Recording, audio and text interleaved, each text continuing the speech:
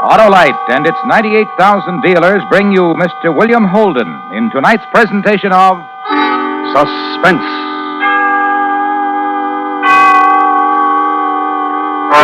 Tonight, Autolite presents a true story taken from Captain Walter Carrick's Battle Report Korea. The facts concerning the United States Navy's mine-clearing operations in Wonsan Harbor in October 1951. Needle in the Haystack. Our star, Mr. William Holden.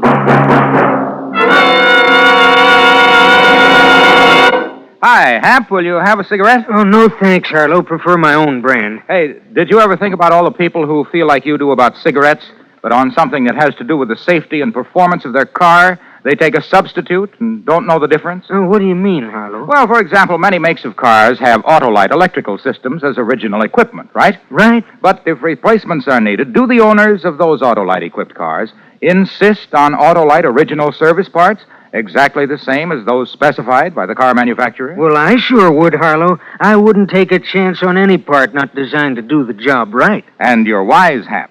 Friends, selecting a cigarette is a matter of taste. But selecting a replacement part for your car's electrical system is a matter of safety and performance. So for safe, smooth, efficient operation, insist on Autolite original service parts for your Autolite-equipped car. They're available at your car dealers or nearest authorized Autolite service station. And remember, from bumper to tail light, you're always right with Autolite. And now, Autolite presents transcribed the true story of the United States Navy's actions in Wonsan Harbor in October 1951. Needle in the Haystack, starring Mr. William Holden, hoping once again to keep you in suspense.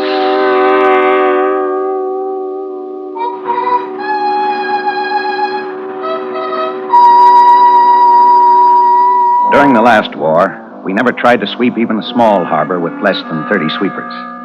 At Okinawa, for instance, we used 100. At Normandy, 300. And at good old Wonsan, as big or bigger than any of them, we started in with 10.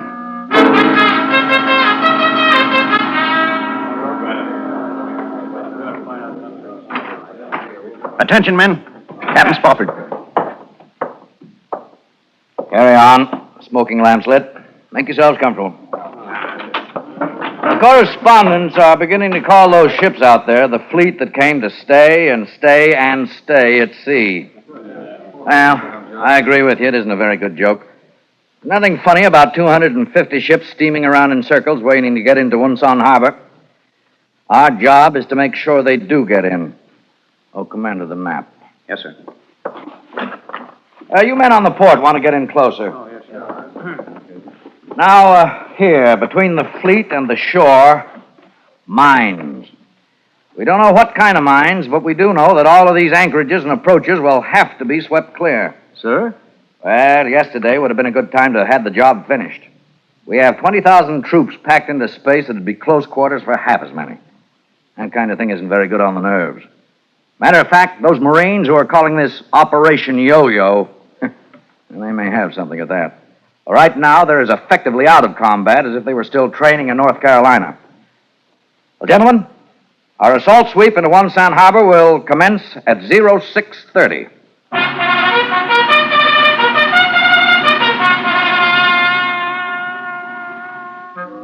And that's the way it started. Assault sweep. Definition? An assault sweep is just a polite, official gobbledygook for busting through a minefield in spite of anything. A few notes here about mines. They're different kinds. A contact mine floats on top of the water and explodes when it touches a ship. And there's another kind that just sits on the bottom and gets triggered by a ship's magnetic field. Magnetic mine. And if you don't like those, try yourself an acoustic mine. Dandy. Detonates from a ship's vibration. Or there's a pressure mine that just goes off when a ship passes above it. And if you aren't satisfied with the way they blow up, there just might be a couple of guys on the beach controlling all of them with an electric cable. Oh, yeah. One more thing. For every kind of mine, there's a different sweeping operation. So go sweep mines. Forward!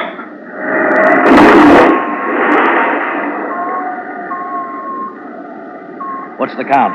We've set 21 mines so far, sir. No casualties. That's encouraging. Well, let's see. We're in here. That means we've already cleared a channel 3,000 yards wide, from the 100-fathom curve to the 30-fathom curve. Well, we may get those Marines in action sooner than we expected. This keeps up. Helicopter's a big help, sir. Well, it's something new in minesweeping, flying low ahead of the lead sweep. Sir? Yeah. It's a pilot's radio, sir. I think he spotted something. Give me those phones. Yes. Sharply angled mine line directly ahead of lead sweep. Another line just beyond that. Another. Order that lead sweep to come about. Aye, aye, sir.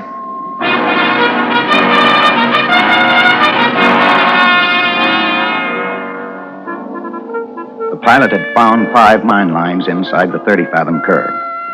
And with only 10 sweepers working, that was a little more than we'd bargained for. We didn't lose any shipping that first day, but we didn't get an inch closer to Wonsan Harbor.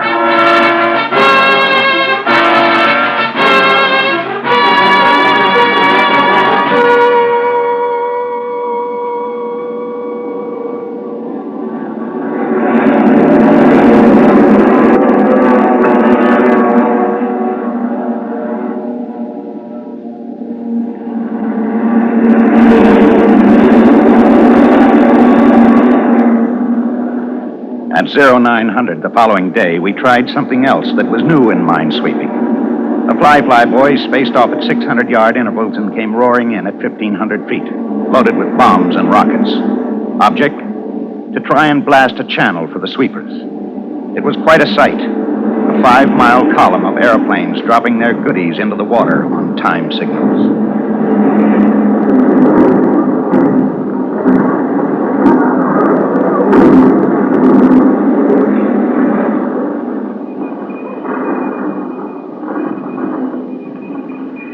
I've just reported that the aerial countermining operation is complete. It's up to us to find out whether or not it worked the hard way. Course is 248, speed 8 knots, proceed as planned. Lieutenant Hyatt aboard the Pirate, sir. We're proceeding as ordered. The Pirate was the lead ship in the formation. The whole fleet watched as she edged out and headed for the waters that had been raked by the planes. Not far behind came the Pledge, and the Incredible, and the Redhead, all trailing their sweeping gear, all anxious to get a job done. One at a time, they turned to pass between the islands. We are now entering unswept waters. Will it work, sir? I hope so. If there are any mines in those waters, the bombs and rockets should have done some good. Yeah. Well, we'll know in a minute, son.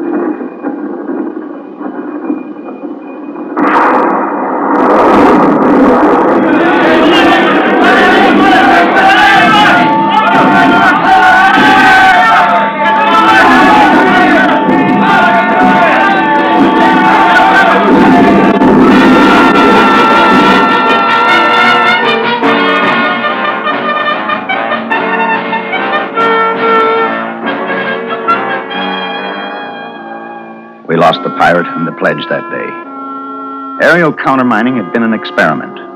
Another good idea that didn't work. Information learned, there's no shortcut to minesweeping.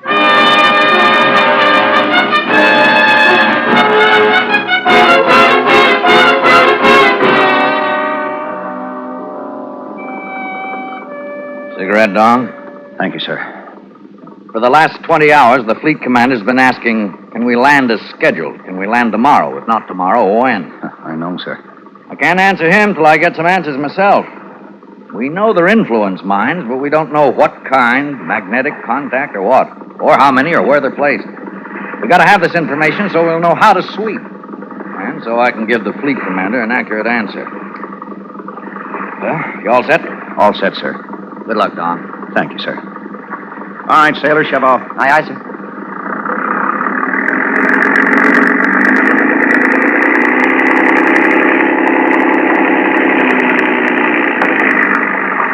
Hold the course. Holding the course, sir. Beg pardon, sir? Yeah? How far in can we go, sir? Until we get to the end of those marked lines. I'll swim it from there. Does it always go like this? I mean, we've tried about everything to get those ships into the harbor. Nothing seems to work. It's that way sometimes. How long you been in the Navy, son? Well, this is my first time out, but 18 months now, sir. What'd you do before that? High school. Sir, could I ask how long you've been in the Navy? Well, I started out as a seaman. Let's see. 20 years now. Well, that's a good long time, sir. Have you always been looking for things? I mean, minesweeper. 14 years of it. Okay, cut 'em. Aye, sir. When I'm clear, take her back and follow the cans. Yes, sir. Well, so long. Good luck, sir.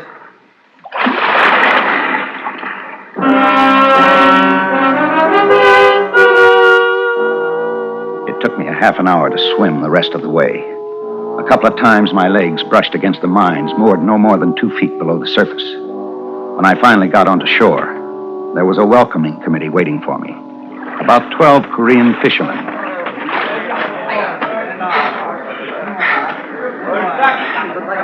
Hi. Hey, you there. Hey. Hello. You speak any English?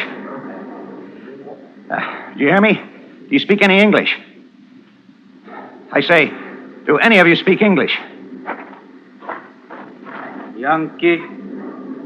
Yankee. That's right. I'm a Yankee. Do you speak English? Fish. Me. Fish. Yeah. You're a fisherman. Then maybe you can help me get the information I need. I'm from that ship out there. Understand? In order to land all those boats, we have to find out what kind of mines are in these waters. Where they're located. How many? Can you tell me anything about them? Can you tell me who laid them? Do you understand?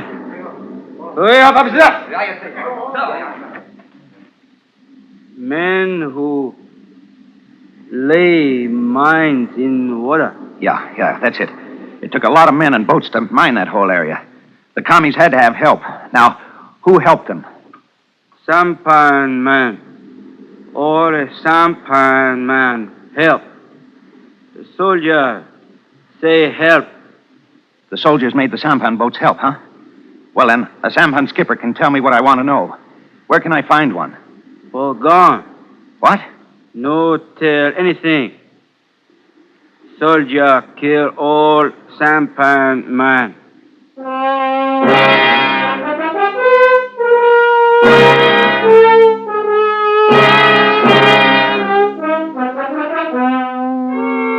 Autolite is bringing you Mr. William Holden in Needle in the Haystack, the true story of the United States Navy's operations in Wonsan Harbor in October 1951. Tonight's presentation in radio's outstanding theater of thrills, Suspense.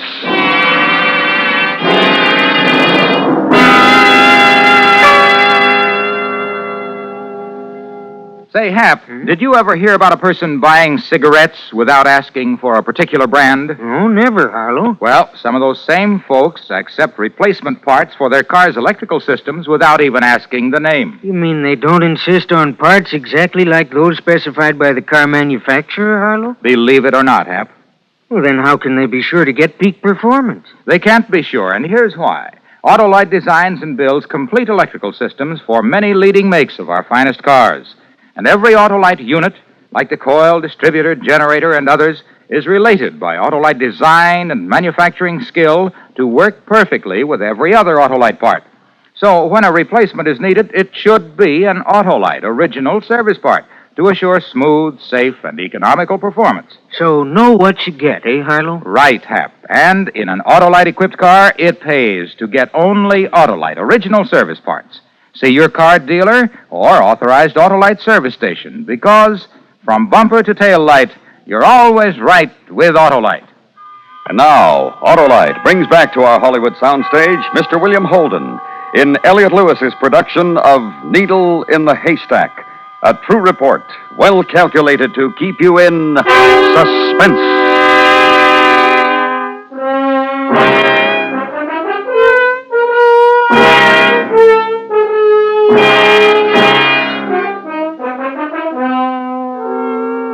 What kind of mines are sinking our ships?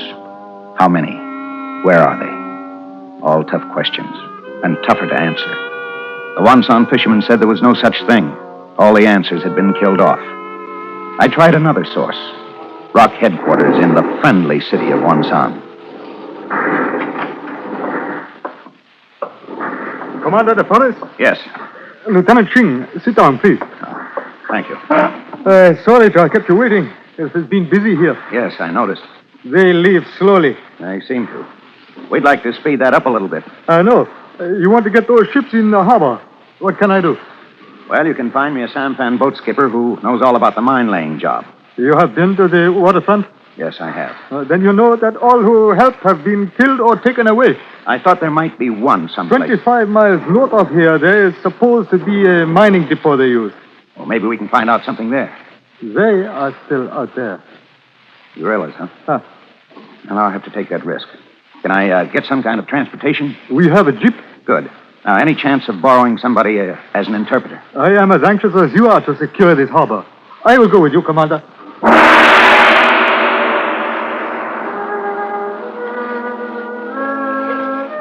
Singh was dog-tired and nervous, and a little trigger-happy. As we drove over the roughest road in North Korea, he sat with a pistol and a rifle, ready to handle anything. About 15 miles out of Wonsan, we came to a village, a place of about 1,000 people or so. When they heard the sound of our motor, they scattered in all directions. By the time we pulled to a stop, there wasn't a soul in sight, except a little girl about 5 years old. Well, hey, wait. Where are you going? We will question. No. Let's try this little lady with the muddy face first. A child? Yeah, kids are the same all over the world. At least I think they are. Come on, leave that rifle here. It is not... Okay.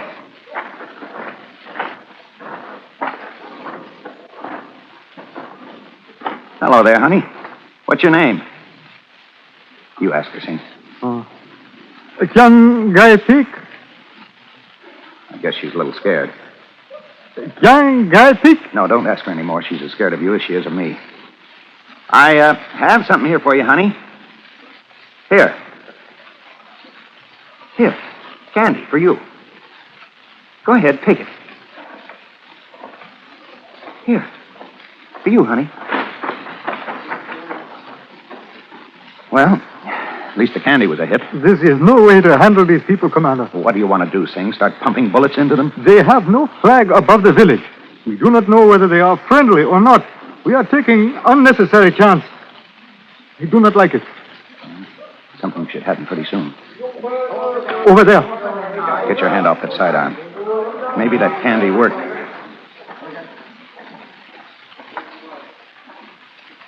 The old gent's coming over to us. Sing. What? You know how to smile? We'll do it now. What does he want us to do? He wishes us to follow him. Over there. The wooden house. Looks like some kind of meeting hall. Well, come on. It might not be advisable. Nothing's happened to us yet.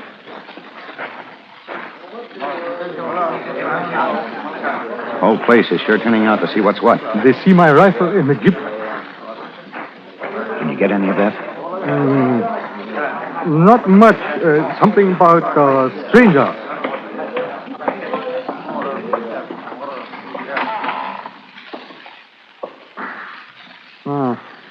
No guns or swords on the walls. They must be friendly. Do not count on it, Commander. He wants us inside. Well, then inside we go.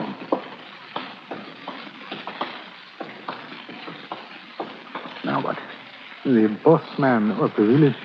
Tell him that we've come here. My oldest son joined the Communist Party. He killed his mother and two sisters because they no join. He tried to kill me, but failed. What you want? I'm not here to hurt anyone, sir. I'm a member of the UN forces that have come to North Korea to help restore this country. But before that, I need your help, sir. UN?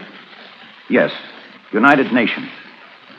The war have changed many things. Yesterday, it seemed the communists might win. Today, the UN. Tomorrow, my people know not. We must speak before we decide to help.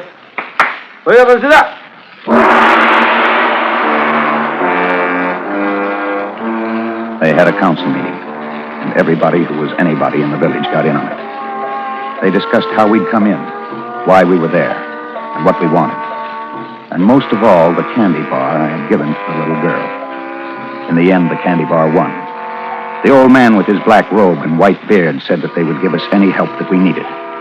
Then he gave another order, and a few minutes later, a group of men brought in a tall, rangy-looking character who didn't like it one bit.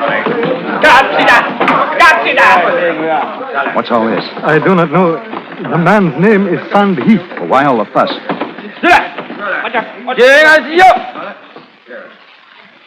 안심하십시오. 우리는 당신 What's it about, Sam? He is telling the man he will not be harmed. 안심하십시오. He is giving him his word. 우리는 당신 Looks pretty scared. 알지리 않느냐. You talk to Sanhi. He only one left alive. He escaped. Is this Sanhee, sir? Yes. He helped Russian plant mine, make mine. What's that? Sanhi, him, Sampan man.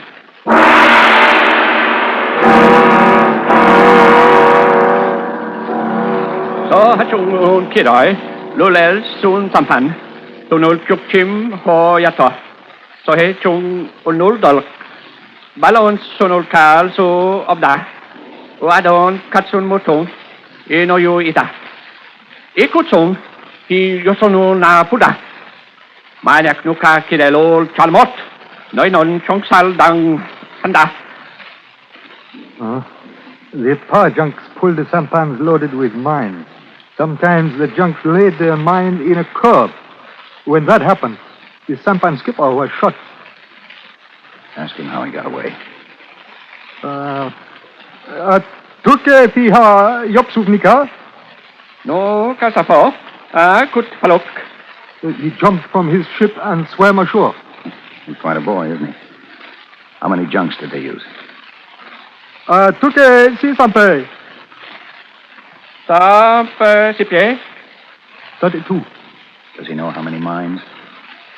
Hankuke kiroeka almana ilisupnika. Han kukike ayakamo. Tulkanai supnika. He says 3,000. Neka kukot sul amnida. Neka ano akot supnida. He knows where they are. He will show you. Well, good. We'll take you up on that, old boy. Wait till you get your first ride in a helicopter over the harbor. Now for the $64 question, Sing. What kind of mines? Magnetic, contact, or what? Mao Sun Chung, you ay kiroi ibnika.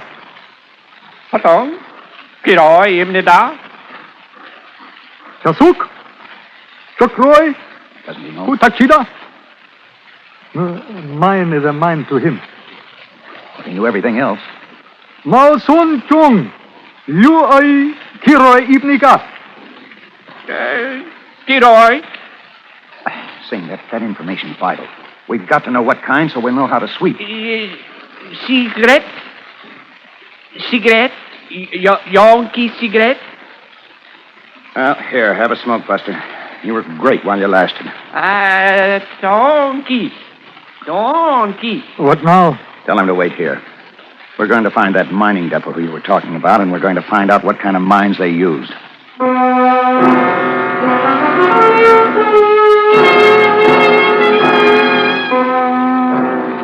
The road to the abandoned mine depot followed a narrow-gauge railroad. All along the way, there were bunkers and barricades indicating that the area had been heavily guarded. Now and then, we passed campsites where communist guerrillas had recently been. Snipers fired at us from both sides of the road, but we didn't make any stops until we got to the abandoned mine depot. When we stopped in front of the thick concrete entrances, I forgot all about the trouble we'd had in getting there and ran for the nearest one.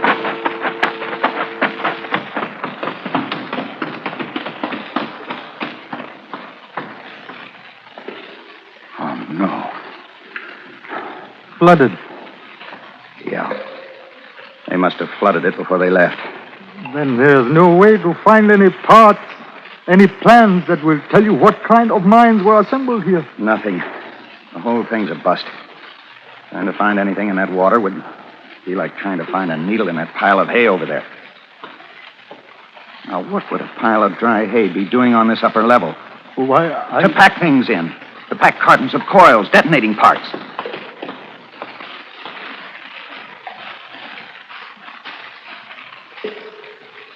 Well, what do you know? Mine? You bet your life. The eye and nose of an 1,800-pound magnetic mine. Magnetic? Yeah. Saying you can tell your friends that we found a needle in a haystack.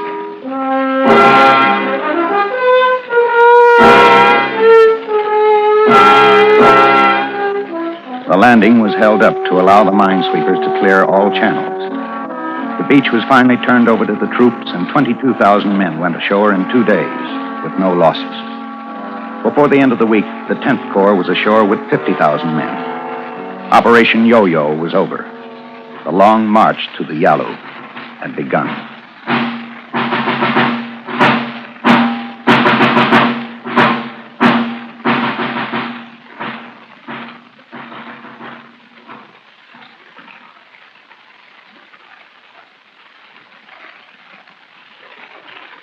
Suspense. Presented by Autolite. Tonight's star, Mr. William Holden. This is Harlow Wilcox speaking for Autolite, the world's largest independent manufacturer of automotive electrical equipment. In 28 plants from coast to coast, Autolite makes over 400 products for cars, trucks, tractors, planes, boats, and industry. These products include bumpers, speedometers, batteries, such as the famous Autolite Stay Full, ignition-engineered Autolite spark plugs, both standard and resistor types, voltage regulators, wire and battery cable, Autolite Bullseye sealed beam units, and Autolite original service parts for all Autolite electrical systems. Autolite is proud to serve the greatest names in the industry. So, from bumper to tail light, you're always right with Autolite.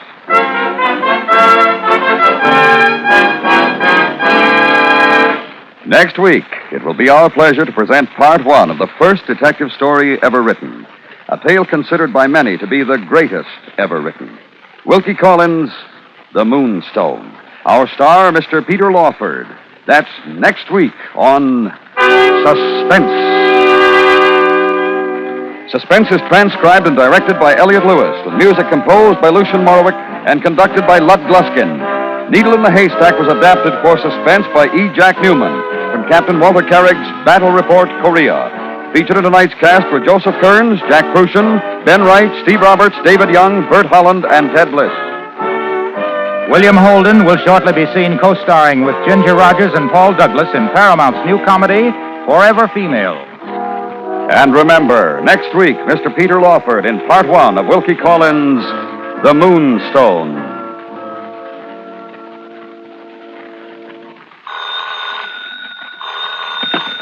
You can buy Autolite original service parts, Autolite standard or resistor type spark plugs, and Autolite Stay Full batteries at your neighborhood Autolite dealers. Switch to Autolite. Good night. This is the CBS Radio Network.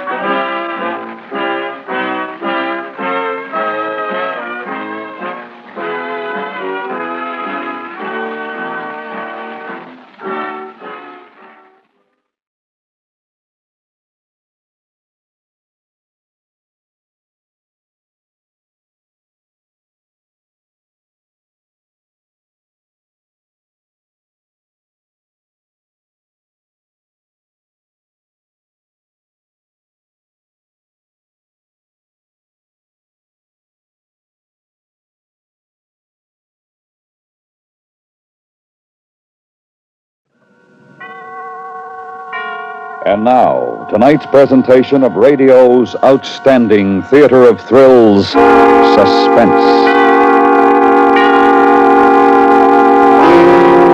Tonight, the story of a mountain road and the pursuit of a runaway car. We call it Speed Trap. So now, starring Eddie Firestone, here is tonight's suspense play, Speed Trap.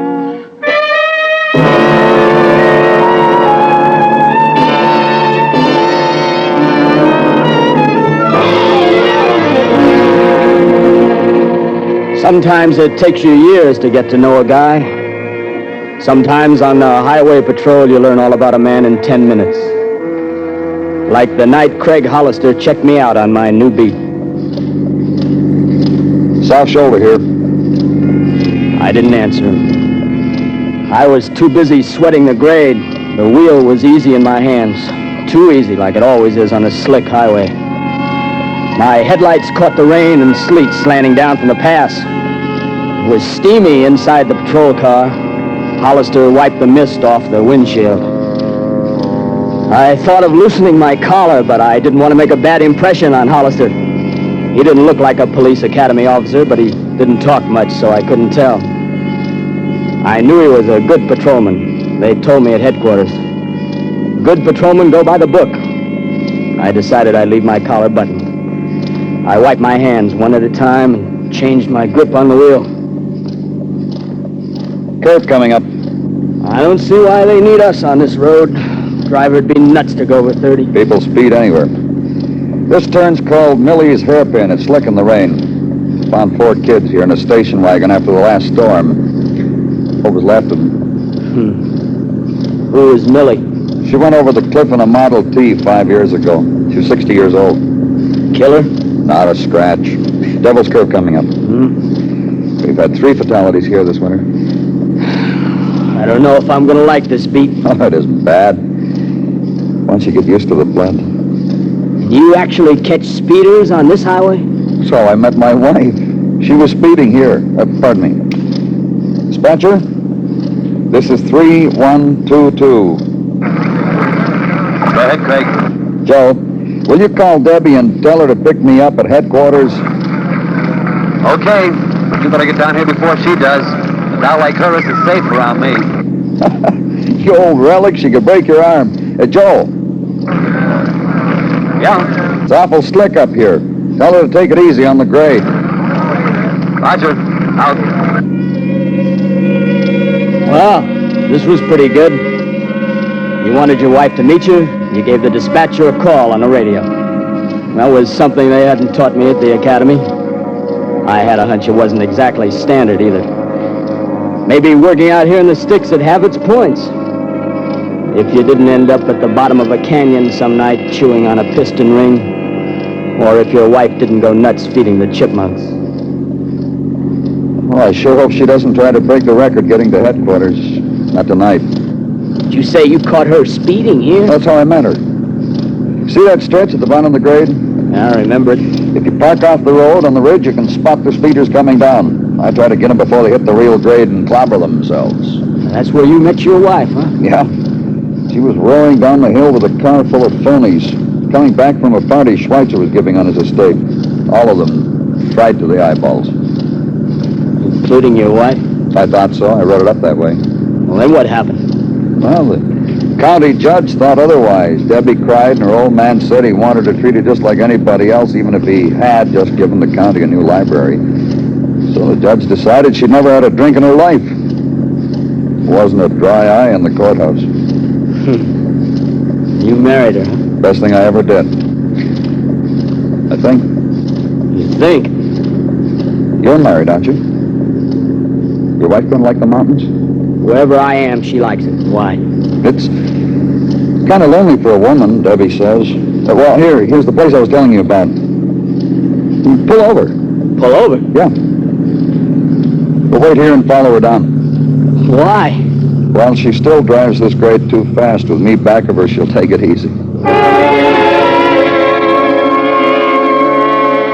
So I pulled over, of course. Even if it was quitting time. He was the boss, and if he wanted to baby his wife down the grade, it was okay with me. I was tired, and I could have used a cup of coffee back at headquarters, and I was trying to get my wife moved into her cabin, but the man said, pull over and wait, so I pulled over and waited. I even offered him a cigarette to show there were no hard feelings. He shook his head. In the flare of my match, I could see he was squinting up the road. His face was tired. Some of the roughness was gone. This joker was worried. He caught me looking and seemed kind of ashamed. She'll be along in a minute. Sure, no hurry. You can't follow her everywhere, you know. You in a hurry or something? No, it just Look, seems... I'm getting a transfer. Debbie and I will be out of these mountains next week. She's a good driver, but it's slick tonight. So if it's okay with you, we'll just... Sure, I'm sorry. What's the matter? Look at those headlights up there. I twisted around in my seat. Half a mile up the grade, a pair of headlights stabbed over the cliff, seemed to hang there. Then they whipped back to the road, jerky, like when somebody's really floorboarding the accelerator. Then there was a straight stretch where the lights swayed like the guy was skidding. Hollister gripped my shoulder, and then the lights straightened out and got brighter and brighter and further apart. The guy was practically flying. Holy smoke! That's not your wife, is it? No, she's still a little wild, but she's not crazy. Hollister was big and a little older than me. He didn't look like he could move very fast, but he was nothing but a blur jumping out of that car. He was around the hood and swinging a flashlight in circles before I could even turn on my red light. The crazy headlights seemed to reach out at him.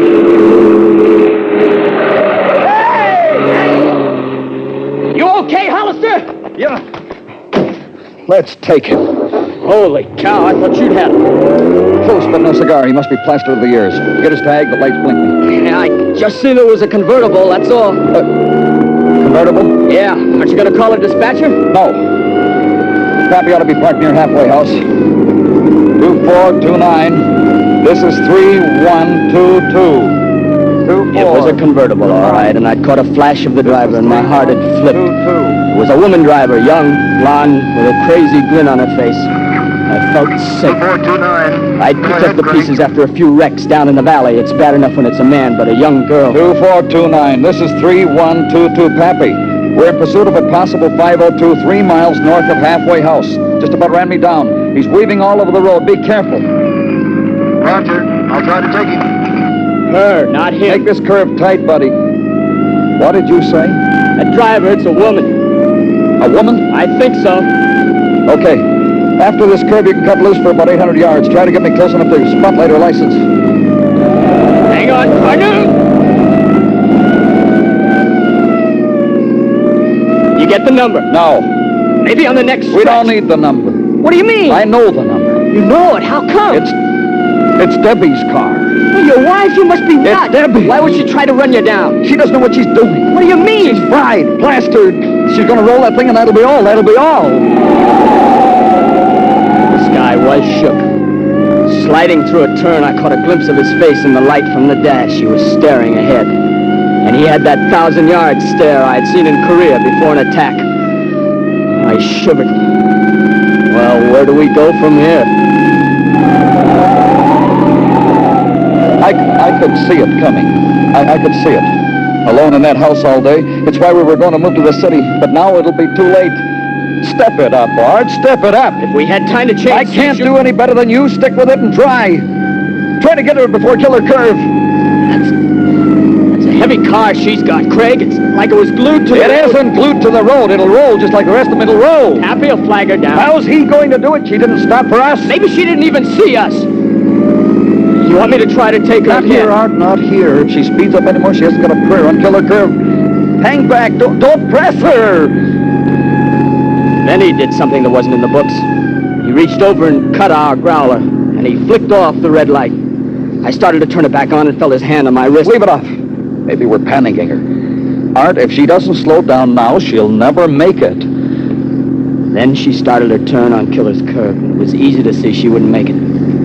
It's the roughest turn on the grade. Washboard, no bank to it at all. 100-foot drop to the riverbed below.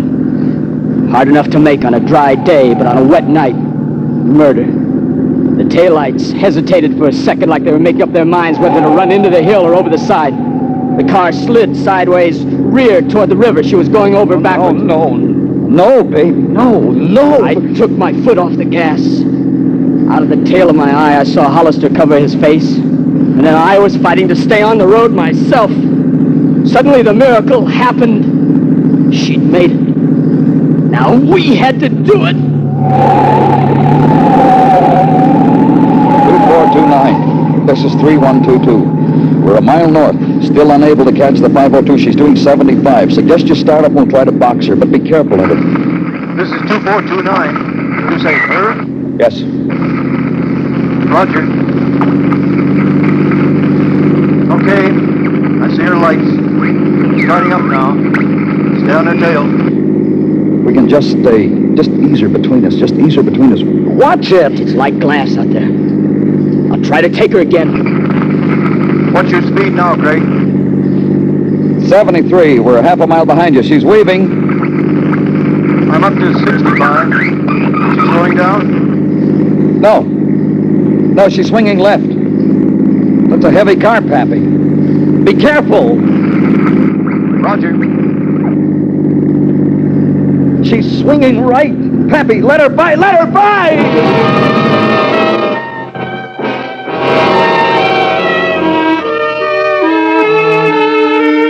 Let her by. How are you going to make an old-time patrolman let a drunk pass him on the road? No, Pappy tried to fight it. He tried to ease her onto the shoulder. The block-long convertible against the patrol car. It was like a good pro featherweight against an amateur heavy. All skill and no punch. For a second, I thought he had her run off the road, but the convertible lurched back. The two sets of taillights got closer. And then Pappy was off the road, over the shoulder, bouncing and rolling down the embankment. I eased my foot off the accelerator, praying that it wasn't as bad as it looked. I wanted to use the brake, but on that highway it would have been suicide. What are you doing? Going back for Pappy. What about her? Call the dispatcher. They'll stop her. If she doesn't go off the road first, we gotta get back. Stay on her tail. You off your rocker, they'll stop her? That's my wife, and I don't want her killed. Stay on her tail. What about Pappy? I said stay with her. I'm still running this beat. But Pappy needs... Joe, this is 3122, a mile south of Halfway House. That 502 just ran Pappy off the road. Send an ambulance. We're staying on her tail.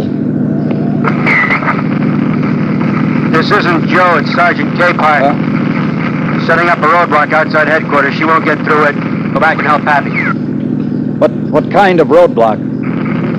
The works. You aren't shooting at a woman. If she tries to run this block, we'll shoot at her. Now get back to Pappy. Sarge, that girl... Don't worry about the girl. I'll take care of her. You get back to Pappy. It's Debbie! Yeah? I'm sorry, Hollister. She's just run my best man off the road. Said she almost hit you. There's trucks and cars coming up the lower grade. She'll hit one of them if we don't stop her. So we'll stop her.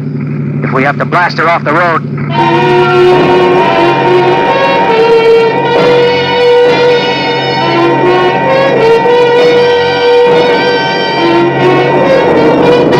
You are listening to Speed Trap, tonight's presentation in radio's outstanding theater of thrills, Suspense.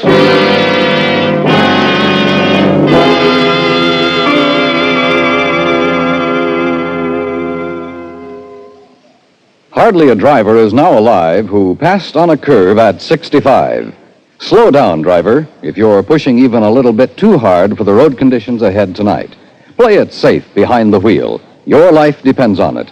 The lives of others on or near the highways depend on it, too. Safety first behind the wheel. Don't make a death trap of your automobile. And now we bring back to our Hollywood soundstage Eddie Firestone with Larry Thor, starring in tonight's production, Speed Trap, a tale well calculated to keep you in suspense.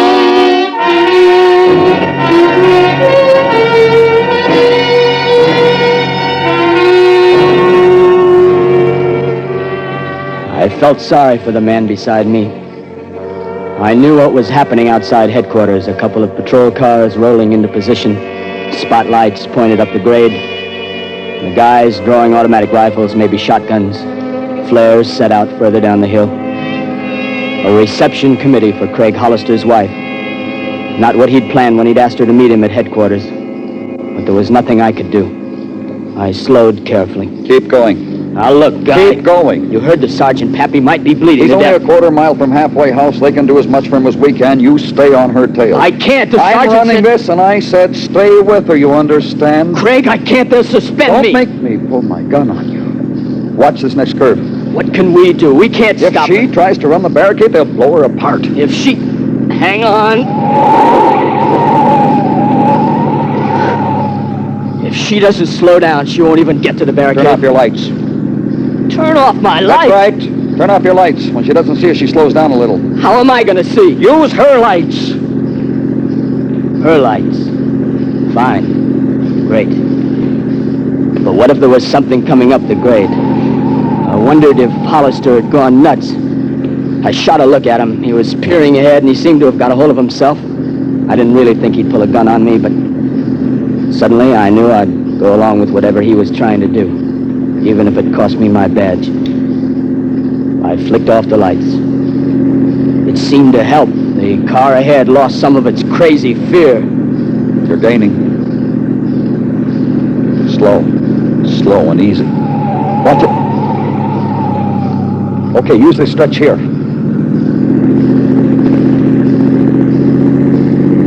Gaining, all right, but what good is it? If she makes this turn, she's still only got a mile to the barricade. Is that a car coming? Looks like a truck. Please. Get over! Get over! She won't make... Watch it. Get your lights on.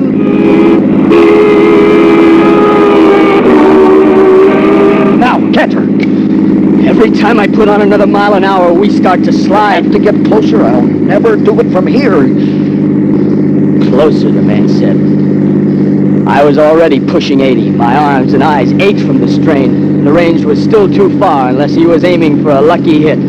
Or an unlucky. You've got to catch her by that stretch in front of headquarters. Well, that made sense. It was the only level shoulder in the grade. If he was going to shoot out a tire, it would have to be there. But that was where the barricade was. We just have to get her this side of it. Hollister rolled down the window, and I felt a spray of rain on my face. Suddenly, I spotted the barricade spotlights. She's slowing, Annie? Putting on speed. I can't wait any longer. The range was just too great. It had to be her left rear tire. If she went off the other way, she'd be killed, and if the ricochet got her, she'd be killed anyway, but she was just too far away. Suddenly, not really wanting to, I jammed down the accelerator. At least I could give him a last chance. The rear end swayed and lurched. My hands were sweaty with fear. And that did it. The heavy car began to turn, hesitated, and headed for the shoulder. It leaped when it hit the dirt, half turned, and went over.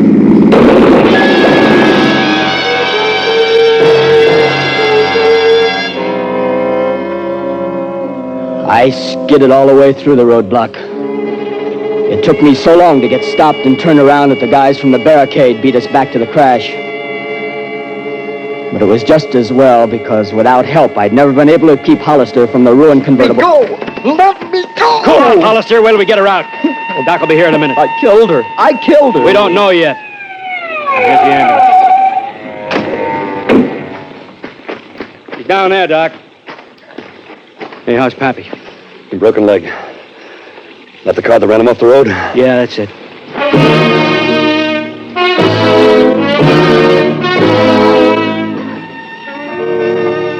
It seemed like an hour, but it was only a couple of minutes before the doc scrambled out of the ditch. A patrolman and an ambulance driver set a litter by the ambulance. Two other guys had Craig in their patrol car trying to calm him down. I walked over to the ambulance. The girl was hurt bad, but she was alive. The sergeant walked up. She alive? Yeah. Now tell Hollister. Okay to let him see her, Sarge? Yeah, I guess so. I started back to the patrol car and stepped back to let a convertible onto the shoulder. A girl got out, a pretty girl. And I thought of the kid by the ambulance who would never be pretty again. Then I felt the sergeant's hand on my arm. He was staring at her. Look, this is Hollister. Yes, Sergeant. What happened? Where's Craig? What's the matter with you? Well, we thought... He thought... Oh, look. Oh, that poor thing. She's just a kid. Hey, Pete! Bring Hollister over here! I guess she figured she was old enough to get fried to the gills and try to make that grade on a rainy night. Your husband saved her life. How? He and Art here almost broke their necks catching her. I'd have blasted her to pieces. Where is Craig? Is he all right? Debbie! Craig, darling, what is it? It wasn't you. Better skip it, Craig. No. Now, you ought to know, Debbie. I want you to know I thought the girl was you. Me? Well, why me? Oh, I see. And it could have been, couldn't it? Long time ago, maybe. Long time ago.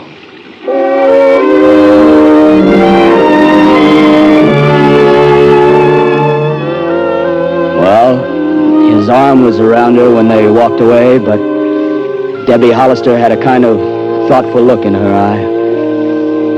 You kind of wonder at a time like that what two people are thinking. I turned back to the sergeant. You okay? Oh, sure. Yeah, I Sergeant? About us not going back for Pappy. I was driving, you know. Yeah, I know. Well... Forget it. Learn anything tonight? Yeah. I learned something.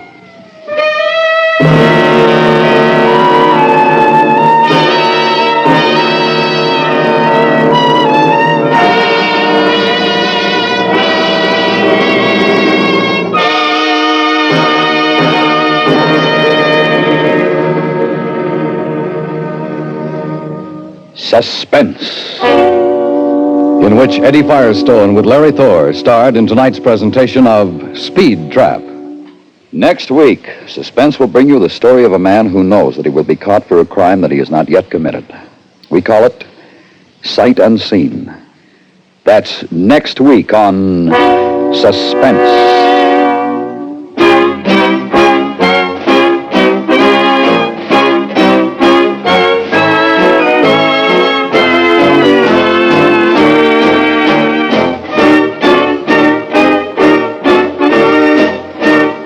Suspense is produced and directed by Anthony Ellis. Tonight's script was written by Mr. Hank Searles. The music was composed by Lucian Morowick and conducted by Wilbur Hatch. Featured in the cast were Lillian Baeff, Tom McKee, Ted Bliss, and Jack Crucian. Listen while you work. Enjoy Perry Mason every Monday through Friday in the daytime on the CBS Radio Network.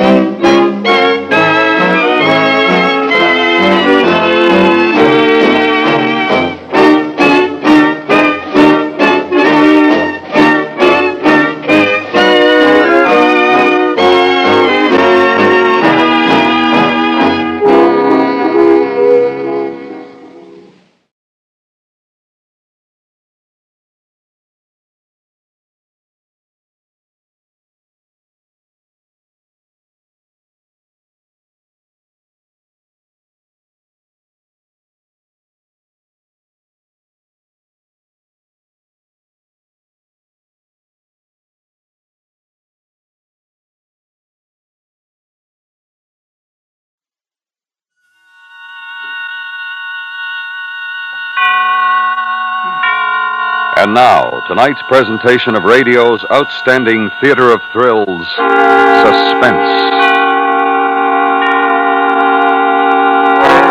Tonight, we bring you a story of lost and found. The found being a wallet, the lost being a life. We call it Love, Honor, or Murder.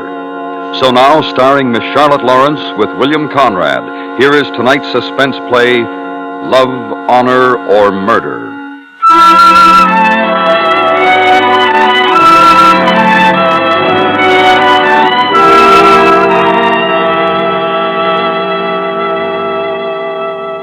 "7 years of wedded bliss, and the only thing to show for it is this stinking place. Believe me, kid, if I ever got my hands on $1,000, I'd get out of here so fast it... Oh, hold it a minute, Alice. Someone came in. Is that you, Harry? Yeah, it's me. I came home early. Well, if you expect to find dinner at this hour, you're going to be disappointed. Well, it's Harry, Alice. What was I saying? Oh, yeah. Honey, the same will you cut the conversation? Something's happening. What? I said, cut the conversation. Here, give me the phone. Well, if all the... Alice, Helen will call you back later. Goodbye. Baby, you know what I got here? $12,000. Are you out of your mind, Harry? Helen, I found this wallet in my cab just a few minutes ago. What? Here, look inside. Open it up. Go on. Harry, $100 bills. 50s and 20s and 10s. More than $12,000. $12,000? Now it was all right to come home early, huh? What? Oh, gee, I don't know what to say. Well, you just take it easy, baby. Don't get too excited. I got to give it back.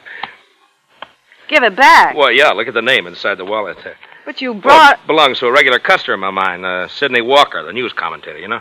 I take him around town every afternoon. He calls up for me personally. $12,000. Yeah, but as far as we're concerned, it's not worth 12 cents. If I don't turn it into the company before Walker calls about it, well, they can throw me in the pen for 5 years. Then why did you bring it home? I don't know. I guess I shouldn't have at that. It's just that I never saw so much money before, and I wasn't very far away, and I just had to bring it home and show it to You had to bring it home and wave it under my nose. That's like you. Oh, now, Helen. That's just like you, Harry. Give me the money, Helen, before Walker's going to remember leaving the money in my cab. He'll call up the company. Wait a second, Harry. How long ago did you find the money? Oh, about 20 minutes ago, I guess. I came straight home. Now, what's the hurry? What? Well, as long as you're home, why don't you wash up and I'll fix you supper. I'll make you fine supper. Oh, I don't know, Helen. I ought to get back. Go on, honey. Wash up. It'll give us a chance for a little while to kind of pretend that money belongs to us.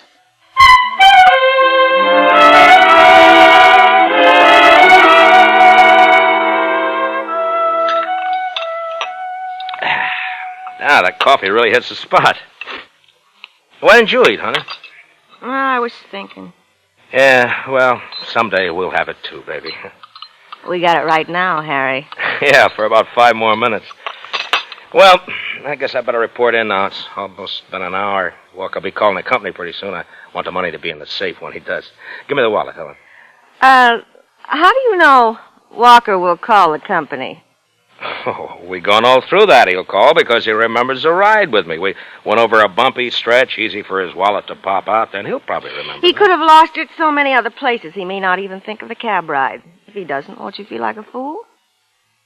Well, that's better than cooling my heels in some jail. I know what I would do if I were you. What? I'd take the chance that Walker wouldn't remember, that he wouldn't call. I'd keep the money. Now, Helen, stop that. That's what I would do, but not you. You've always been afraid to take a chance. You've always been content to be nothing. Well, I'm sorry I ever came here with the money. Now, you give it back to me, I'm going to turn it in the company. Do you love me, Harry? That's got nothing to do with it. Oh, but it has everything to do with it. If you leave this house with the money, when you come back, I'll be gone. You're talking like a sap now. I mean it. Give me the wallet, Helen. Here it is, Harry. When you come back, I'll be gone. Yeah, I'll bet you will. Well, I gotta be going now. I'll see you later, honey. I'll be home later. It doesn't matter when you come home. You won't find me here.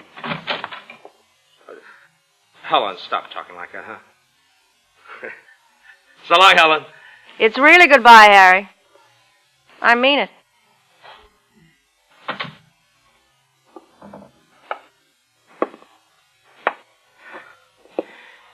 You know, from the first day we were married, you've been twisting me around your little finger only because you know how much I love you, how much I need you. I guess you'll never stop doing that, will you, Helen? Well? What do you want me to do? Nothing, darling. Nothing. Leave everything to me.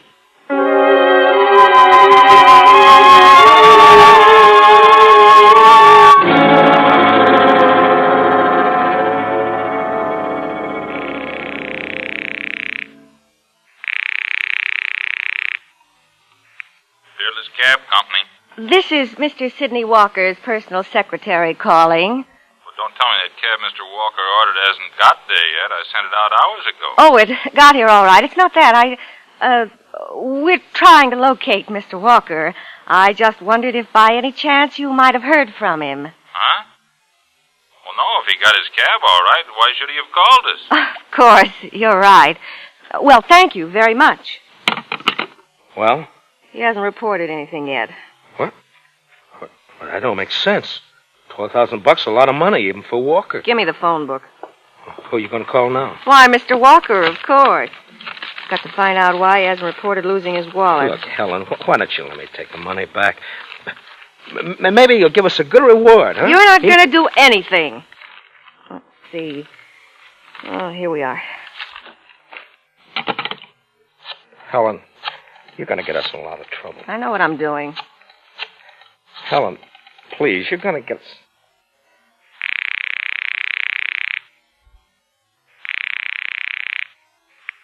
Hello? Hello. I'd like to speak to Mr. Walker, please. He's not in right now. This is Mr. Walker's housekeeper. Could I take a message? No, this is a personal matter. Where could I be certain of reaching him? Nowhere until 10 o'clock. 10 o'clock? Yes, that's when he does his nightly broadcast, you know. Oh, yes, of course. And what time does he reach the station? 5 minutes to 10. You're quite sure he'll be there then? My heavens, you could stake your life on it. That's been his schedule for a good many years. Who is this talking? Are you a friend of Mr. Walker? Oh, yes, my husband and I have known Sidney for a long time. Well, as long as you're a friend, I can tell you Mr. Walker has a busy evening ahead of him. Oh? He lost his wallet an hour or so ago. It contained a lot of money. That's too bad. I do hope he finds it. Oh, he'll find the wallet all right. He's out looking for it right now. Does he have any idea where he might have lost it? Oh, yes. And he's mighty disappointed it hasn't been returned.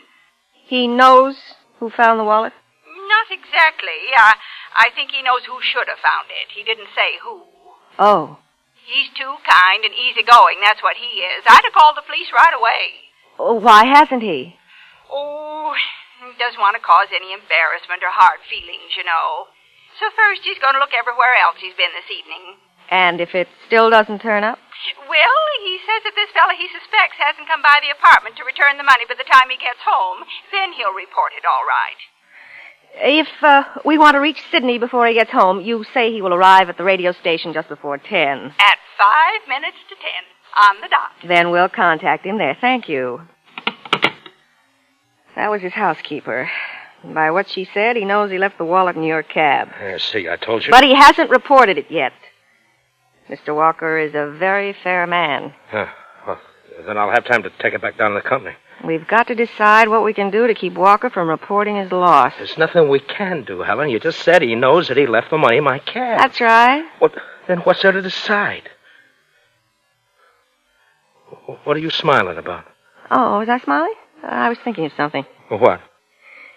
You know, there's really only one way in all the world to keep Walker from telling about that wallet. What are you talking about? The only way to keep Walker from telling would be to kill it. Oh. Look, Helen, we got to decide what we're going to do. Now, let's stop the jokes. Do I look like I'm joking? No. No, you don't.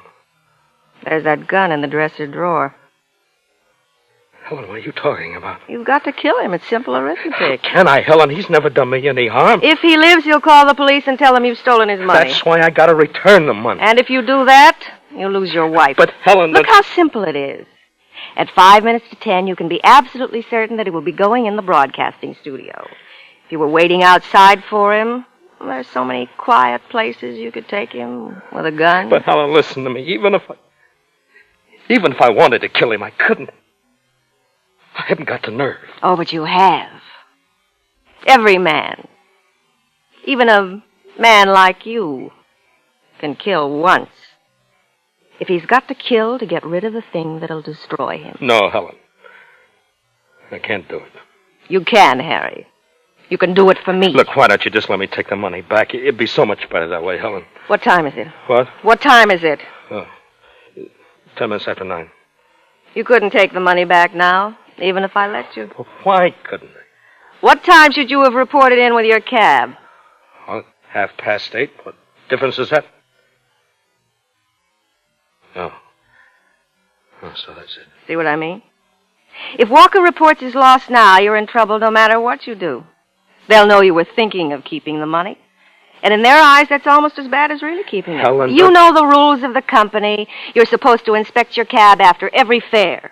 If they don't arrest you, they'll fire you and blackball you so you'd never get another job. That's why you kept me here, huh? Made supper for me, stalled around. You figured that one out, too, didn't you, Helen? Walker will get to the station at 5 to 10. You've got 45 minutes. Start out and act as if you were on a regular run. That'll be your alibi later. Stop at all the usual places. Talk to the boys.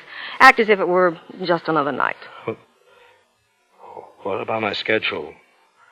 I was supposed to be in at 8:30. Well, you can always tell them business was so good you couldn't come in.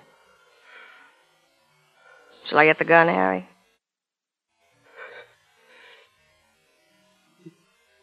Yes.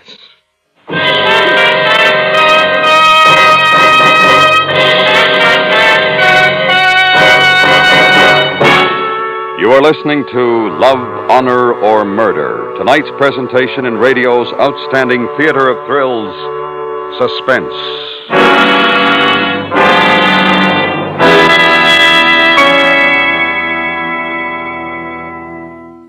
Tomorrow night, there's action and excitement when on most of these same CBS radio stations, the FBI in Peace and War unravels another thrilling case involving crime and racketeers. Stand by for thrills tomorrow evening on CBS Radio with the FBI in Peace and War. And now we bring back to our Hollywood soundstage Miss Charlotte Lawrence, starring in tonight's production, Love, Honor, or Murder, a tale well calculated to keep you in suspense.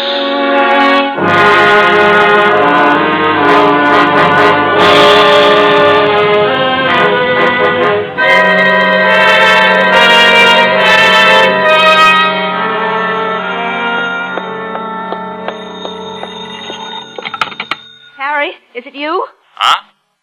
Oh, I'm sorry. I thought it was my husband. What do you want? Oh, you must be Mrs. Blake, Harry's wife, huh? Yes, what do you want? Say, have I talked to you on the phone before? Why? Your voice sounds kind of familiar. You may have. Who is this? This is Dave Harris over at Peerless Cab Company. Peerless Cab Company? Yeah, say, have you seen Harry in the last couple hours? Why, no, he's out working. Well, he should have been through with his shift at 8:30. It's 25 to 10 already. It's not like Harry. Is something wrong? I don't know. One of Harry's regular customers, Sidney Walker, called up a few minutes ago from a restaurant on the way to that broadcast of his. Yes? He thinks he left a wallet in Harry's cab. I said he thinks he left a wallet. I heard you. Well, it was $12,000 in the wallet, Mrs. Blake, and according to Walker, he's looked everywhere else. He might have lost it and it hasn't turned up. He just wants me to contact Harry as soon as possible and tell him to look in the back of his cab. If Harry should call, I'll tell him to get in touch with you right away. Yes. What did you say before? Huh? Walker called and told all this before he started for the station? What are you talking about, Mrs. Blake? Nothing.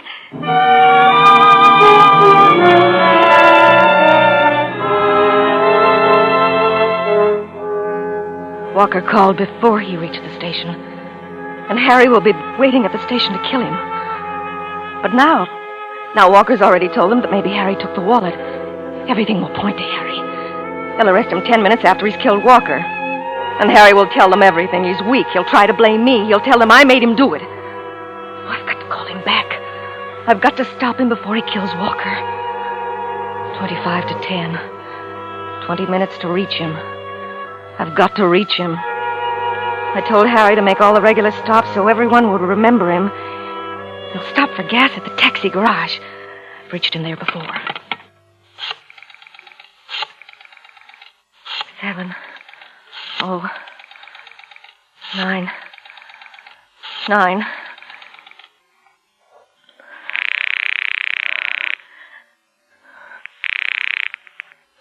Peerless Garage. This is Mrs. Blake calling. Harry Blake's wife. Oh, yeah, Mrs. Blake? Has Harry been there yet? To get his gas, I mean? Nope, he hasn't been here all night. Say, what's he been up to? What do you mean? I just got a call from the main office to hold him here when he does show up. Look, Harry always told me you were his friend. Sure. He's in trouble. Terrible trouble. I haven't time to explain, but if I don't reach him right away, I don't know what'll happen. Well, I don't know what I can do, Mrs. Blake. You can tell me the names and telephone numbers of some of the places cabbies like Harry stop at while they're on their runs. Well, the boys stop at Gus's coffee shop on 6th Avenue for coffee. What's their number? Randolph 67098. Randolph 67098. All right, where else? Maybe if he had a few minutes to spare, he'd go into Frank's Tavern on Washington Boulevard. I don't know the number name. I'll look it up. Where else? Oh, course, he might go up to Union headquarters to shoot a rag with the boys. Union headquarters? Where else? There's lots of places he might stop off at. Gotta reach him by 10 o'clock, eh? That doesn't leave you much time. No, it doesn't leave me much time. I'll start calling.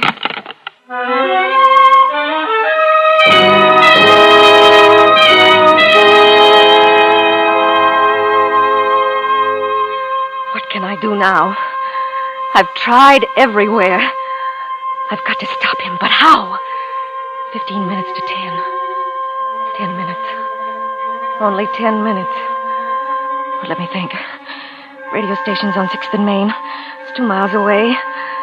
Maybe I could get to Harry before Walker reaches there. I've got to try. I've got to try. I've got to stop him.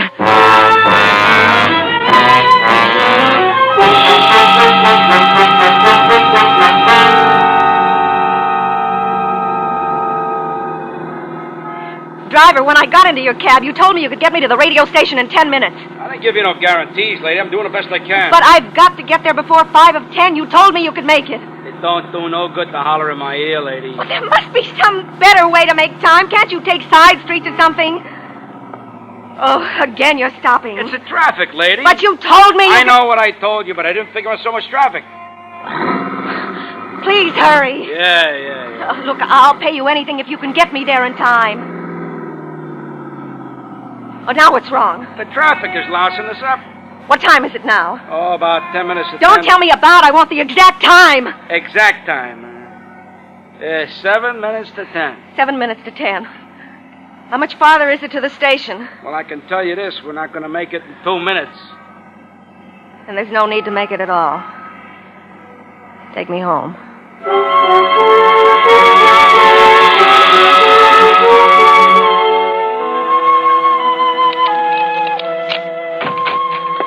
Just a minute or two before 10. They'll be coming home soon.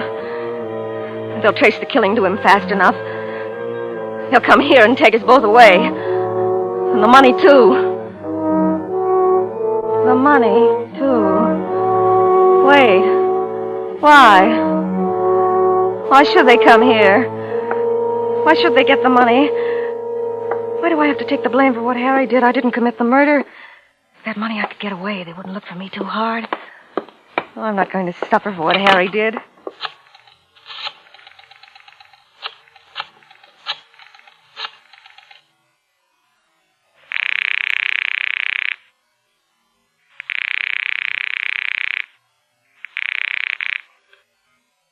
Police Department, Sergeant Graham speaking. I want to report a murder. What's that? You're too late to stop the murder, but you can still catch the killer. Wait a second. His name is Harry Blake. He drives a taxi cab. The taxi number is 365. You should find him somewhere around the radio station on 6th Avenue. Who'd he kill? He killed... Hello, Helen. Go on. Finish your conversation. How did you get back here so soon? A good cabby can make time when he has to. You killed him, huh? It's just after 10 o'clock. Turn on the radio and find out. No, but you're talking on the phone. I'll turn the radio on for you. The police will come here and look for you. They'll catch you, Harry. Did anyone see you do it? Did they try to... Mr. Sidney Walker. Good evening, ladies and gentlemen. This is Sidney Walker. Tonight I'm going to bring you a report on a recent interview I had with one of the most prominent industrialists in America. That's all I want to hear. Turn it off. So you didn't kill him after all. I should have known. I should have known. I actually thought you went through with it. But you didn't have the nerve. No, I didn't kill him. But I did have the nerve, Helen. You gave me the nerve. That pep talk before I left, it was very true, you know. What are you talking about? You remember? Even someone like me can kill once. He's got to kill to get rid of the one that'll destroy him. Now, those were your very words, Helen. Then why did you kill Walker? Because I got to thinking about what you said and how right you were, and the more I thought about it, the more I realized Realize what? that I was headed in the wrong direction. What do you mean by that? Put that gun away, Harry. In order to rid myself of the one thing in the world that can destroy me, I had to come back here to you. Helen.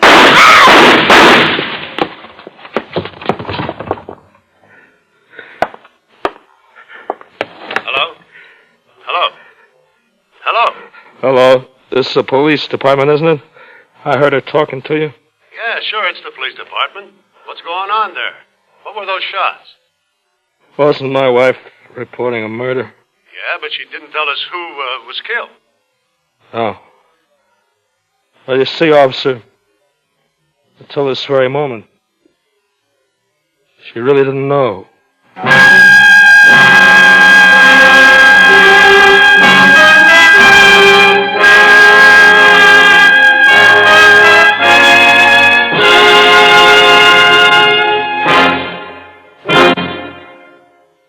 Suspense, in which Miss Charlotte Lawrence with William Conrad starred in tonight's presentation of Love, Honor, or Murder. Next week, the story of betrayal and retribution on Devil's Island. We call it The Stool Pigeon. That's next week on Suspense.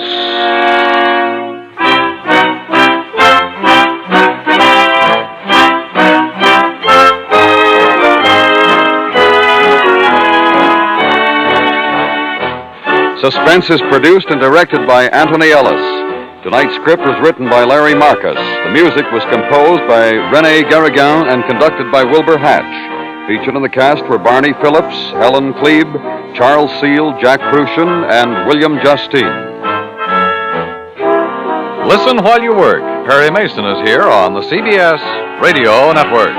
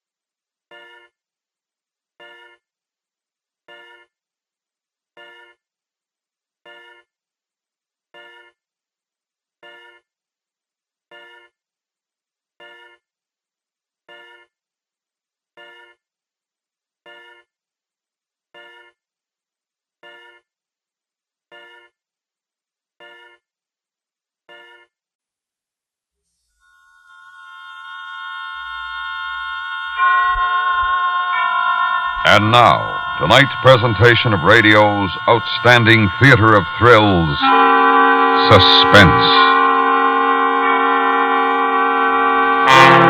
Tonight, we bring you transcribed a story of what might have happened in the famous Lizzie Borden case. We call it Goodbye, Miss Lizzie Borden. So now, starring Paula Winslow, Virginia Gregg, and Irene Tedrow, here is tonight's suspense play, Goodbye, Miss Lizzie Borden.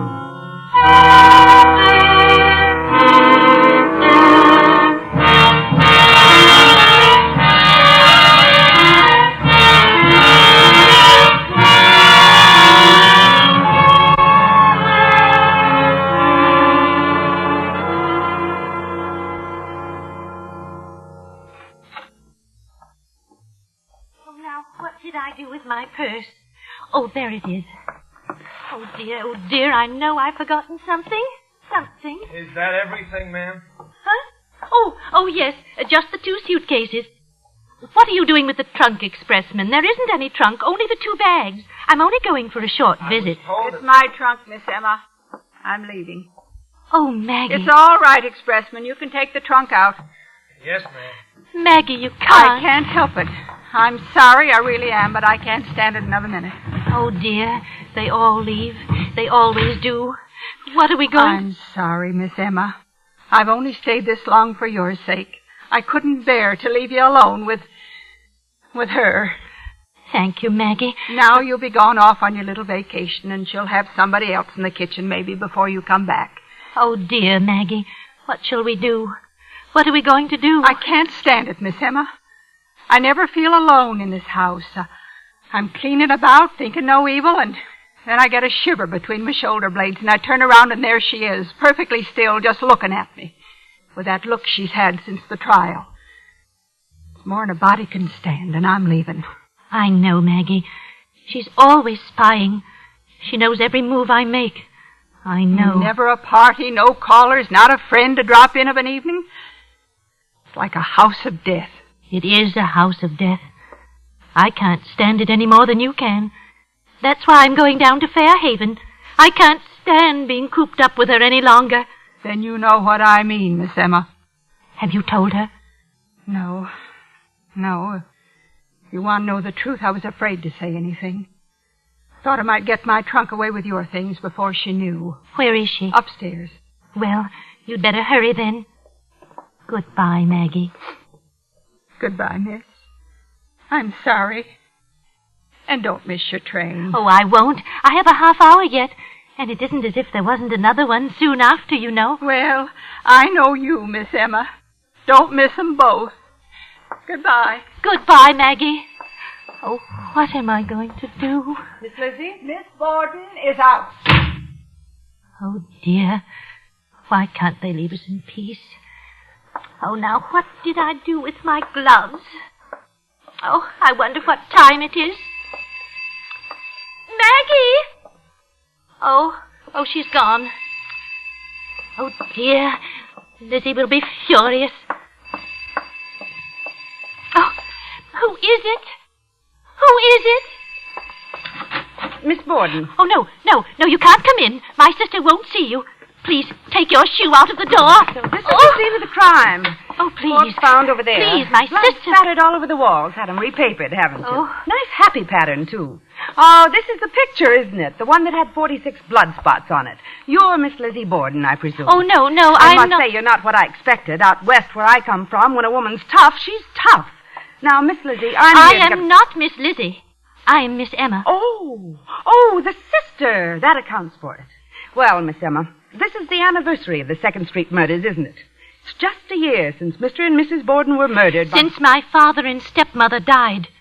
We don't talk about it. I missed your sister's trial. Some old girl, I heard. She was acquitted.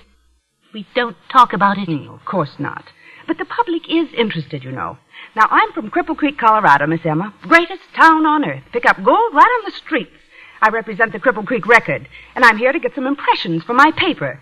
2nd Street Revisited and all that. Oh, you're one of those nasty female reporters. Oh, Lizzie hates reporters. I know she won't listen to you for a minute. Oh, well. Hey, isn't that a picture of Pike's Peak on the wall? Oh, yes. It's quite artistic, isn't it? Uncle Morse brought it back to me from the goldfields. It's all he brought back. He painted it himself. Now, isn't that a coincidence? I'm from the Pikes Peak goldfields myself. Oh. Morse. Is your Uncle Morse an old codger, 60-ish maybe? A droopy mustache. That's it, a droopy mustache and a sort of... Tall and thin. Oh, my goodness.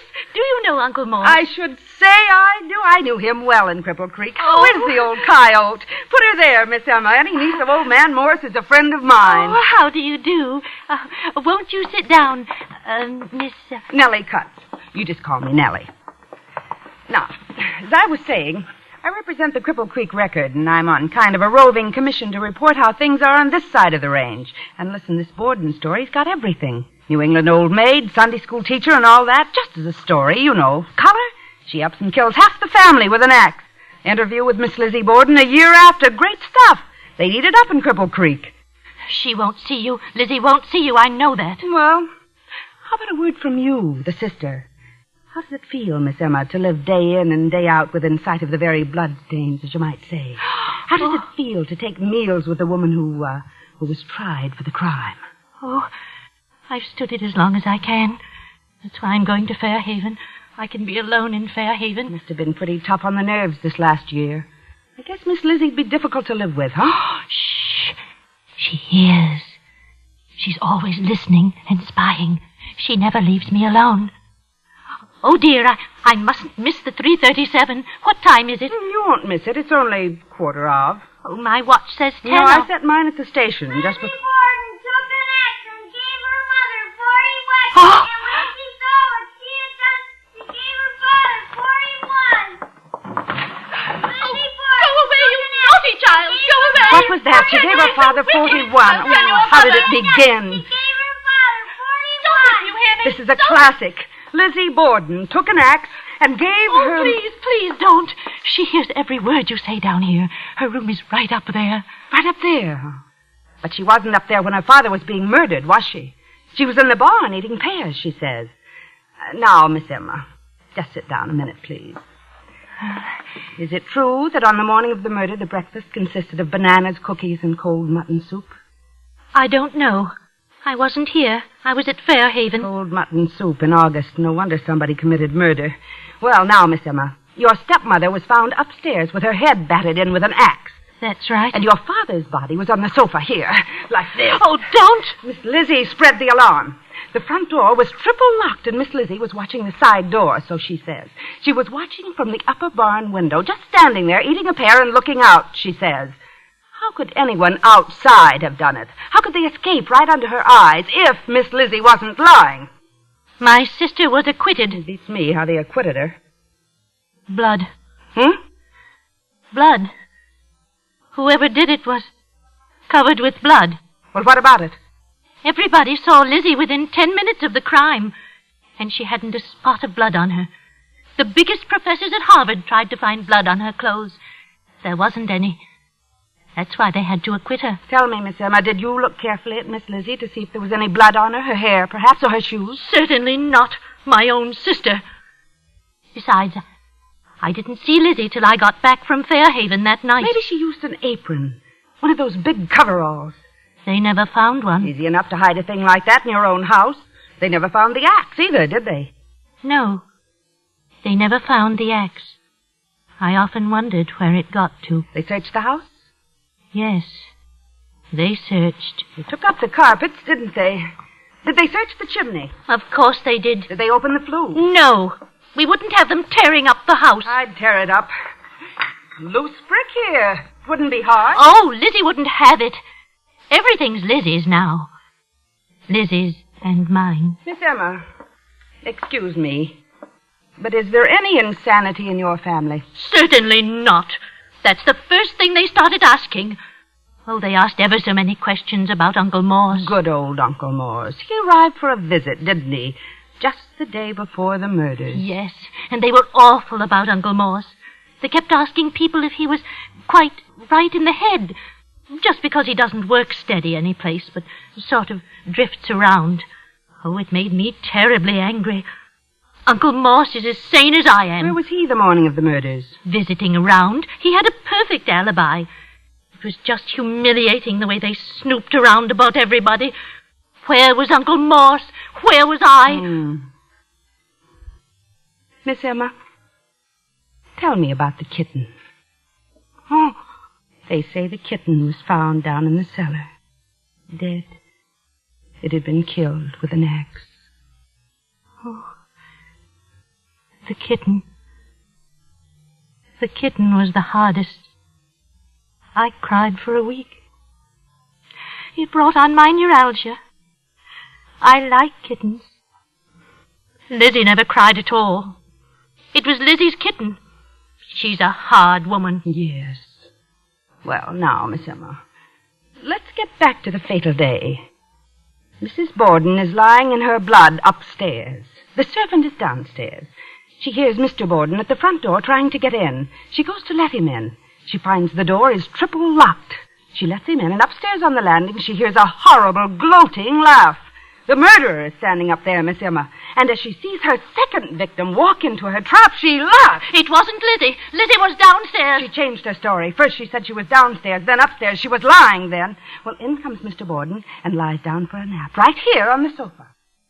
The murderer covers herself with something and creeps up on the old man with an axe from behind, like this, and brings down the axe again and again. No! Was it Miss Lizzie? Oh, Was it? No, it wasn't Lizzie. It wasn't. Emma. Oh.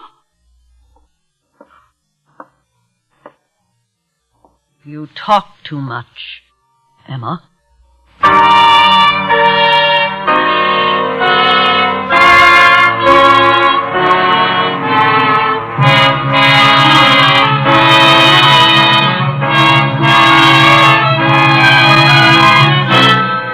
Listening to Goodbye, Miss Lizzie Borden. Tonight's presentation in radio's outstanding theater of thrills, Suspense.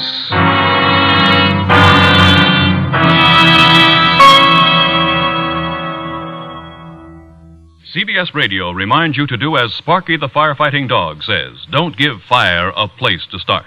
Be sure all cigarettes are out before discarding them. Clear your house of old newspapers, damaged furniture, and inflammable debris. Repair electrical wiring as soon as it shows signs of wear. These simple rules will help keep your valuables safe. They could even save your life. Don't gamble with fire. The odds are against you. And now, we bring back to our Hollywood soundstage Virginia Gregg, Irene Tedrow, and Paula Winslow, starring in tonight's production, Goodbye, Miss Lizzie Borden, a tale well calculated to keep you in suspense.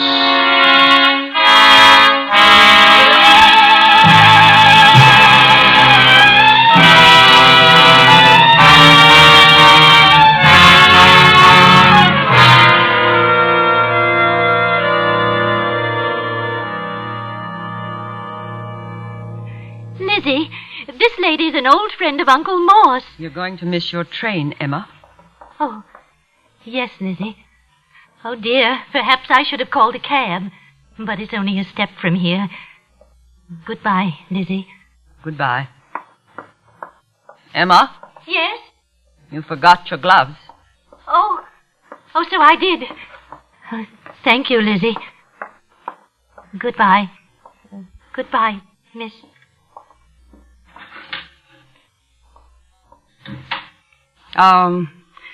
I represent the Cripple Creek Record, Miss Lizzie. A friend of Uncle Morse?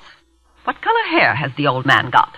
Gray. Bald as an egg. Good day, miss. But, Miss Borden, my paper wants an interview. I don't give interviews. Just one question, Miss Lizzie. The blood-stained apron, where did it get to? I have nothing to say. And the bloody axe. Why wasn't the chimney back searched? Good day, miss. If you just say a word for my paper.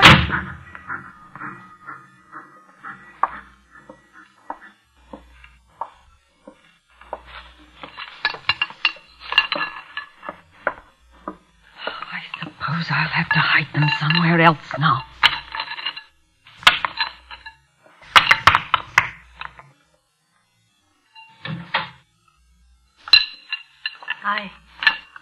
I missed the train. You can catch the next one. Lizzie, your apron and the axe. That's where they were all the time. Lock the door, Emma.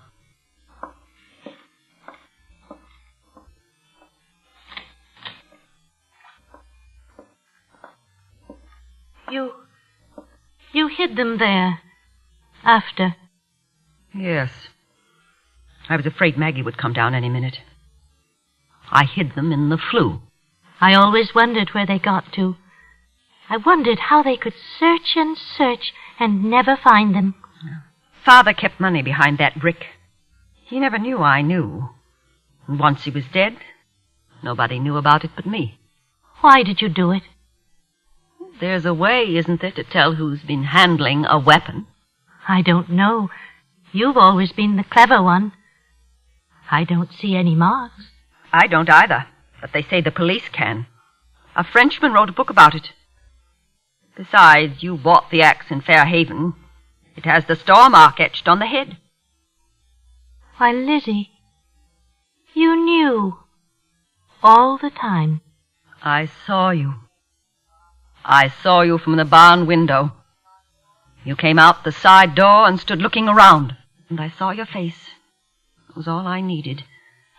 You ran to the street, and I came in and found Father. It was my apron and the blood. You needn't have used my apron, Emma. It was the handiest, Lizzie. And you brought the axe from Fairhaven. I only had a minute. I hid them in Father's hiding place. They were safe until that newspaper snooper began to get ideas. Why did you hide them, Lizzie? But what else could I do? I hated her too, Emma. Oh, you don't remember our mother as I do. You couldn't have hated Mrs. Borden as I did. But Father... Why, Father? After what he did to Mother? Marrying that woman so soon after? You were always soft over Father, Lizzie. It's a relief, I suppose. Oh, time after time I wanted to ask you about things when they were asking me questions, cross-examining, keeping after me. Oh, I wanted so badly to know, so I would know what to say, but I never dared ask you. They had spies about me all the time. Oh, I made so many mistakes. When they asked if I'd seen anybody leave the house, I was on my guard not to mention you. I said no, nobody. So they decided it couldn't have been a stranger that did it. It must have been Lizzie. Oh, I ought to have said I saw the murderer leaving, a big bearded man with a bloody axe. But I wasn't used to lying.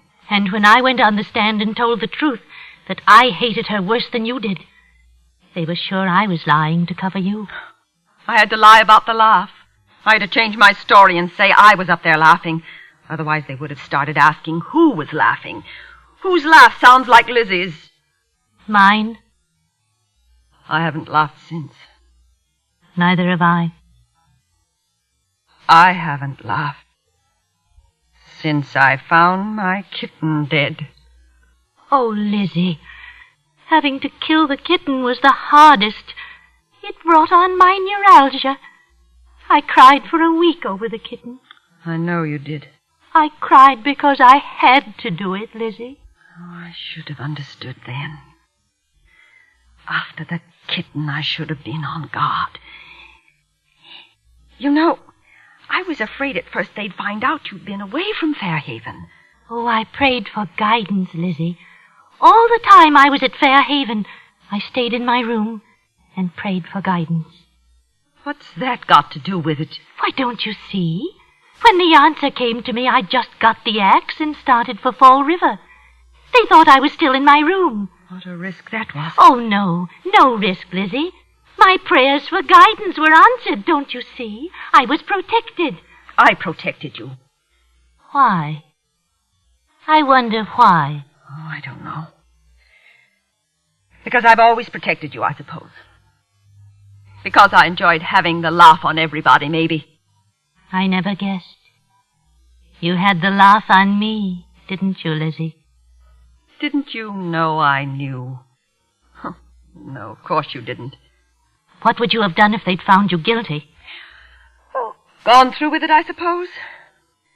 I'd have gone through with it before I'd given in to them. I guess you would. You were always a wicked, stubborn thing. Oh, I used to get sick of it.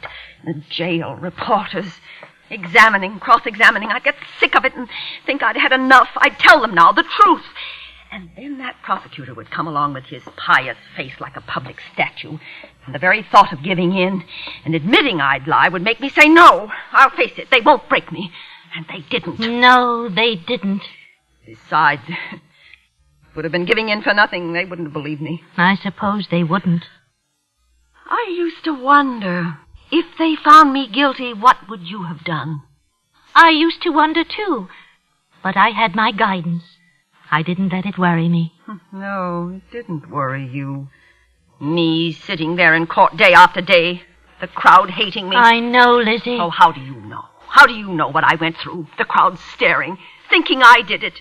The women who hiss at you at the courtroom door, they hate you. They want to see you dead. What do you know about it? What do you know about it, Lizzie? You had the easy part. You didn't have to do it. I thought it would be like chopping wood. It isn't. Wood splits. The other strikes back. It stops you. Wood doesn't bleed, Lizzie. It doesn't fly, jump at you. The air filled with it. I saw the walls. You don't know. You don't know anything. You didn't have to do it. I didn't want to. Listen, there she is. Mrs. Borden, going up the stairs. I'll have to hurry. Mrs. Borden's gone, Emma. She's been gone for a year. No, she's upstairs. Don't stop me. Put down the axe, Emma, and come with me. Where? Just across the street to see Dr. Bowen. Oh, so you can put me away.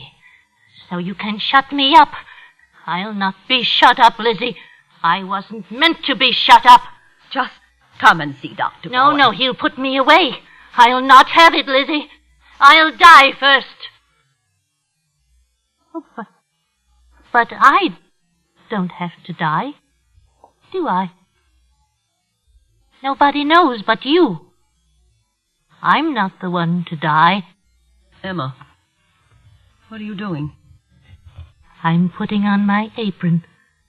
I just explained to you, Lizzie. Blood spatters. You don't want me to spoil my best Bengaline, do you? Emma, listen to me. You have to go to Fairhaven. You'll miss the train. Emma. It won't take long. It's over in a minute, Lizzie. Emma, think what you're doing. You can't escape twice. Oh, yes, I can. I do what I have to do, and the rest takes care of itself. I don't want to. You must understand that. Emma, you don't have to. Oh, yes. I knew as soon as I saw the axe. What else did you keep it for? I knew there was to be another. But I kept it to protect you, Emma. Oh, Lizzie, don't talk. It only makes it harder. Now, Lizzie. No. Here, give it to me. Oh, that's better. Miss Lizzie, can't you change your mind and give me a statement now Miss Emma's gone? Oh, there you are, Miss Emma. You missed the train after all. You don't have to talk through the window, miss. Take that thing off, Emma, and open the front door. Well, good for you, Miss Lizzie. Give me the apron, quick. I'll cover the axe with a newspaper. You be quiet.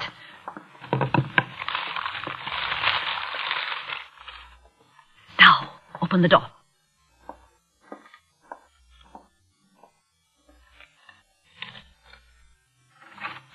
Oh, this is real nice of you, Miss Lizzie. Hot day. I hope we have rain. What's the weather forecast? What's the paper say? Fair and warmer, fair and warmer. Oh, fair and warmer. Now then, young woman, what do you want to know? Quickly, please. Tell me, Miss Lizzie, the murder weapon. Was it ever found? What's your opinion? Where did it get to? I think the murderer carried it away with him. That's all you think? That's all, thank you very much. But I'm not through. I have nothing more to say. Miss Emma's leaving now. You can walk with her to the station. Well, hey, isn't this the Providence Journal? I hear they put out a scorching editorial wanting to know why these murders are still unsolved. Please don't... Emma, don't miss your train. Come along.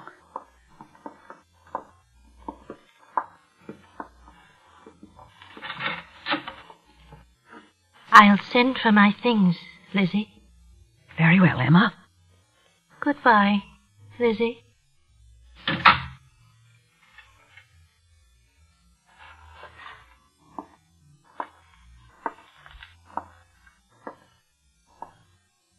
Isn't she coming back? What did you say? Isn't she coming back? No.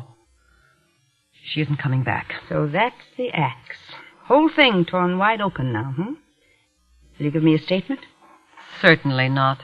Miss Emma thinks now you killed them, doesn't she? Did you, Miss Lizzie? No, I didn't kill them. Come on, you've been acquitted. You can't be tried again. I didn't do it. Then who did it? It was somebody in the house. There's the murder weapon. If you didn't do it, who did? Maggie? Miss Emma? Miss Emma. That's it, Miss Emma Borden. Why didn't I see it before? Stop talking rubbish, young woman. I'll make a statement for you. I did it. You killed them? You killed them both with the axe? Yes. Why? Why did you? I don't like cold mutton soup. What a scoop. It isn't a scoop. Why not? It isn't a scoop if you can't print it, and I'll sue you if you print it. I've been acquitted in open court, my girl. I'm innocent, and don't you forget it. You print a word and I'll sue. I've got $250,000 and I'll spend every cent of it defending my good name. Good name. Everybody in Fall River knows you did it. You just admitted it yourself. Never mind what I admitted. Just you keep your tongue between your teeth. You're not going to print that story so you can tear up those notes of yours. I certainly will not tear it up.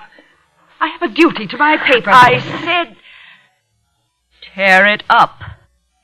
You wouldn't. Tear it up. Of course, Miss Lizzie. I'm glad to oblige you. You can put down the axe. Thank you, Miss Lizzie, for your time. I'm just going. Go on. Open the door. Go on. Yes. Yes, of course. Thank you again. No wonder Miss Emma isn't coming back. Goodbye, Miss Lizzie.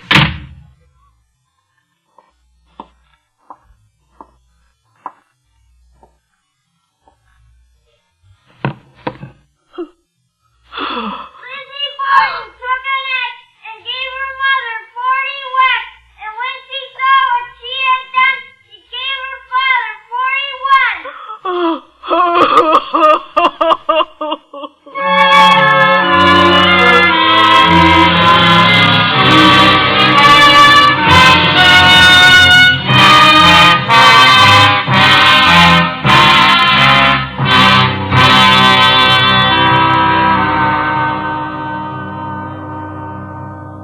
Suspense, in which Irene Tedrow, Paula Winslow, and Virginia Gregg starred in tonight's presentation of Goodbye, Miss Lizzie Borden. Next week, be sure to listen to radio's outstanding theater of thrills, Suspense.